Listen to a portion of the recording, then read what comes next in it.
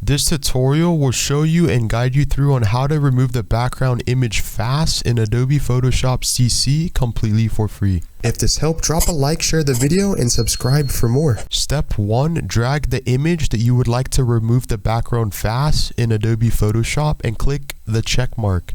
There's a couple different ways to do this fast. You want to click W on your keyboard and go to the top middle hand screen and click select subject or select and mask. In this case, click select subject. Adobe Photoshop will select the subject, and if you right click, you can click layer via copy, and on the right hand screen you can now click the eye. As you can see now, if you click Ctrl T on your keyboard and you drag this, you have successfully removed the background of your image in Adobe Photoshop completely for free.